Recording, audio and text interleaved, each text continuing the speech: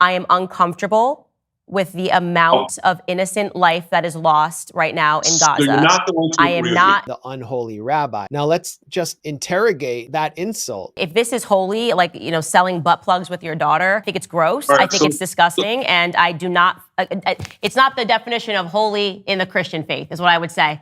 It's weird to me. Okay. It's very weird. And this could be a difference in our religions. But by the way, your religion does not trump my religion. Is Rabbi Shmuley actually a rabbi? So I think that you should respect the fact when I say something is unholy, I am referring to my religion. His relationship between him and his daughter is very creepy to me. The sex podcast is very creepy to me. We know there are many benefits to the use of black seed according to the authentic statements of the Prophet Muhammad, peace and blessings be upon him. That's why I use the black seed by Tasneem, and 50% of the profits from your order will go towards establishing the Deen Center, the Masjid and Mega Dawah Center. Use promo code the Deen Show for 15% off. And I had a confrontation with him. Your Islamophobia has to hate the Jewish people. Islamophobia has to Your lies have to stop. Your corruption has to stop. The most corrupt rabbi in America. You're a hater of Muslims. You are a hater of the Jewish people. You won't even say Palestinians. Most Jews aren't Islamophobic. Most Jews don't share your racism. What I found in my investigation of Rabbi Shmuley, I don't know why I'm calling him a rabbi. Palestinians exist. Americans don't believe in your lies. Do Palestinians exist? You try to deny He won't say that Palestinians exist. And who is Shmuley? Shmuley Botia. He's like obsessing over Candace Owens, and they're having this war on Twitter. The idea of sitting down and talking to your father about, topics of sex in any regard is creepy to me. Him promoting butt plugs that are sold by his daughter is creepy to me. Hi, everybody. My understanding is, although I have not seen it myself, Candace Owens launched a broadside attack against me. I have a right to say that I find this to be utterly unholy and that any faith leader, at least in the Christian community, would agree that all of this is giving us very weird vibes between the father and daughter relationship. I can say that all I want. For calling her out on her anti-Semitism, Jew hatred, and bigotry. People here are called anti-Semitic. What is your response to that as an Israeli Jew? Well, it's a trick. We always use it. When from Europe somebody is criticizing Israel, then we bring up the Holocaust. When in this country people are criticizing Israel, then they are anti-Semitic. Is Rabbi Shmuley actually a rabbi? Because as I reported, when he was coming after me back in 2016, he took out like a full-page ad in the New York Times with Adelson money to smear me. I'll spare the backstory because it takes. Well, he even came after you. Like obsessively. Wow. And I had a confrontation with him outside APAC that's online. If you look for it. How much do you pay yourself? How much do you pay yourself? I never called Jews Nazis. You know that you lied about me. You know that you lied about me. You know that you lied about me. Say the truth. Israel's not a democracy. It's an apartheid state. Say that Palestinians exist. Do Palestinians exist? Let's be clear. Do Palestinians exist? Character assassination of the. What I found in my investigation of Rabbi Shmuley, I don't know why I'm calling him a rabbi, is that he studied within the Chabad sect. And then he became kind of a sort of not only a race hustler, but like a grifter who was looking to make money any way possible. And after he got on Oprah and did Shalom in the Home, he started publishing all these books. And much of his audience wasn't Jewish.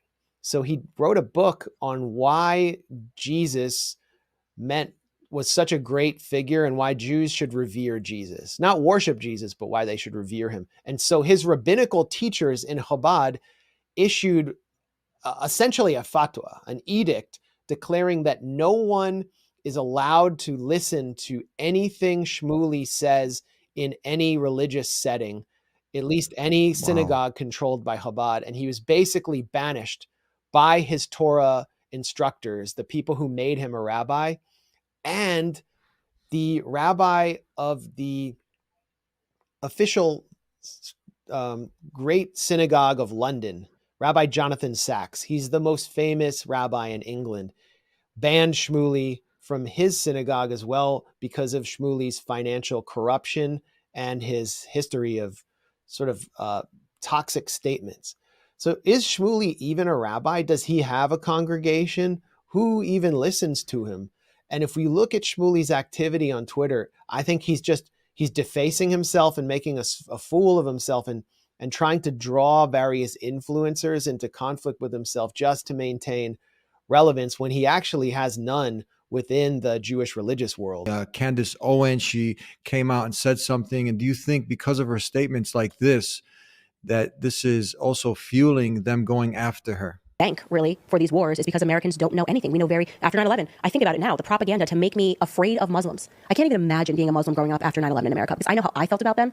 And I was young, I was 11 years old, but that beating every day in our heads that every Muslim was a terrorist was the idea that you got. I make jokes about it, but like, you don't understand. Like, I had to shave my face to go to airports. My mom would make me shave my face. Like at school, like I was so young. This is actually funny. I had a mustache in like the 4th grade, and my mom made me nair it because she was like, you got to like, because it was really, really bad. Because whatever the household would say, the kids have no filter, so they would just say whatever they wanted to me. But at a young age, I realized that I myself as a Middle Eastern was racist too. I was like, oh, it's not us, it's them. And so I would point my finger out of fear. I'm like, no, they did it. But then I went to, what country did I just go to? Sorry. I went to Saudi Arabia.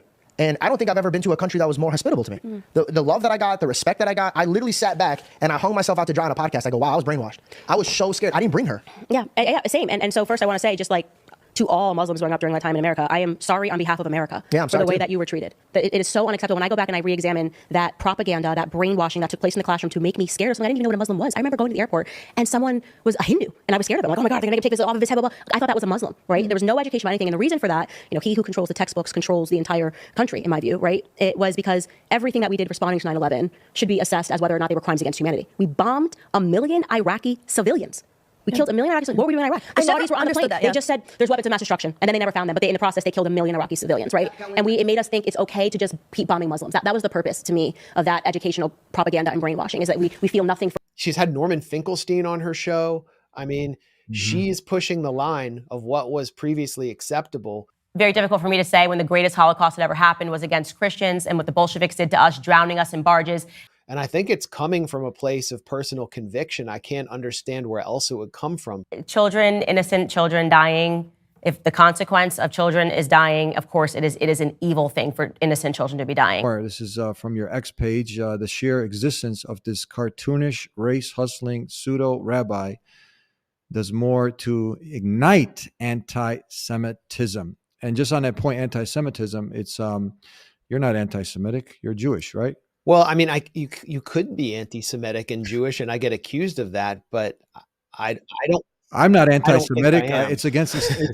It's against. I want to make this clear. I'm a Muslim. It's against Islam. It's anti-Islam to be anti-Jewish, and I just want to bring this point home, Max. Before we go on, I want to bring a qualified rabbi in on this. Palestinian groups, leaders, military groups saying we have nothing against Jews. We tolerate Jews. We lived with Jews thousands of years together. The 300,000 people left Spain. Where did they leave to? China? Japan? Australia? No. They left to Turkey. They left to Algeria, Tunisia, Morocco, Albania in the Second World War. It was a small Muslim country. And they had a few thousand Jews there. Nazi Germany has occupied Albania. But not a single Jew was killed in Albania. You know where the Muslims were hiding the Jews? They were hiding them in mosques, in basements, in all types of places. And they saved all these 5,000 Jews in Albania. We're going to live together as the same as it was everywhere, as the same as Jews lived in Turkey, Algeria, Morocco, in Iran till now, peacefully, in harmony, without any problems in China. I just wanted to make that point clear.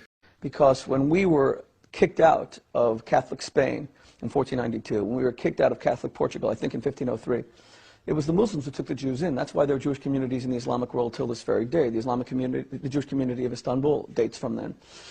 It was specifically countries not beyond the Ottoman Empire where Jews were tolerated and they were welcomed in. And they paid a jizya. There was a poll tax they paid, but they were never persecuted. And there wasn't a Holocaust in the Islamic. Cannot leave without giving you a gift. If you're not yet Muslim and you're tuning in to see what these Muslims are talking about, and you like a free copy of the Quran, go ahead and visit thedeenshow.com. We'll take care of the postage and everything and get it delivered to you. And if you still have some questions about Islam, call us at 1-800-662-4399. 4752. We'll see you next time. Until then, peace be with you. Assalamu alaikum. We needed the Deen Center to be here. We are blessed, alhamdulillah. Assalamu alaikum, brothers and sisters. You guys know the hadith that the person who takes one step towards Allah, Allah will take 10 towards them. So can you imagine you taking that step towards Allah and contributing towards the cause of your Creator? We're here hard at work. Let's go ahead and take a look what's going on. Where are we at now? We are almost done with the wudu area. We're trying to finish the wudu area for the outside. Alhamdulillah, we did great achievements so far. Still much going on. You know, we need a lot of work to get this where we need to have it. But inshallah, we'll get there with the support. I'm very excited. I really can't wait to have it finished. We're here hard at work, working to get the masjid open this blessed month of Ramadan, working hard to get the educational Dawah Center open so we can educate humanity on the most misunderstood way of life out there, yet the fastest growing Islam. So do your part and contribute, donate right now.